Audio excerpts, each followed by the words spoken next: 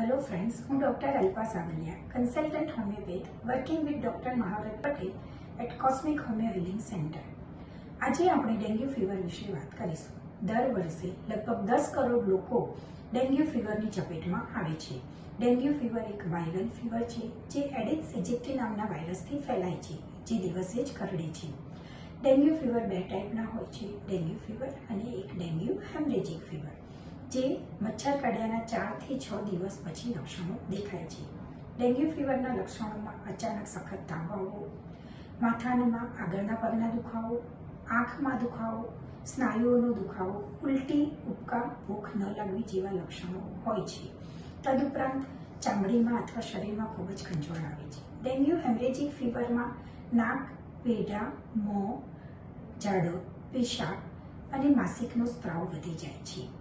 Dengue ફીવરથી બચાવ એ જ એની ઉત્તમ સારવાર છે. ડેન્ગ્યુ ફીવરથી બચવા માટે મચ્છરદાનીનો ઉપયોગ કરવો, આખી બાઈના કપડાં પહેરવા, નવજાત બાળકોને દિવસ દરમિયાન મચ્છરદાનીનો ઉપયોગ કરવો, મોસ્કિટો રિપેલન્ટ્સ, મેટ્સ, લિક્વિડ્સ અને ક્રીમનો ઉપયોગ કરવો ખૂબ જ જરૂરી છે.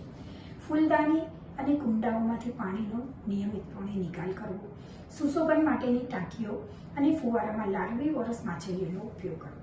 ડેન્ગ્યુની તપાસ માટે dengue RNA PCR test, dengue serological test, dengue NS1 antigen test થાય છે.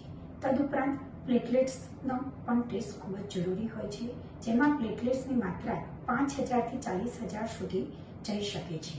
ડેન્ગ્યુથી બચવા માટે હોમિયોપેથિકમાં ખૂબ જ અસરકારક દવાઓ છે, જેમાં ઓપેટોરિયમ, પરફોલિયમ, આર્સેનિકમ, માલ્બમ, બેલાડોના, બ્રાયોનિયા, જલ્સેમિયમ જેવી દવાઓનો ઉપયોગ થાય છે.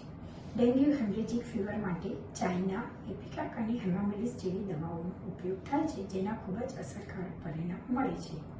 Thank you.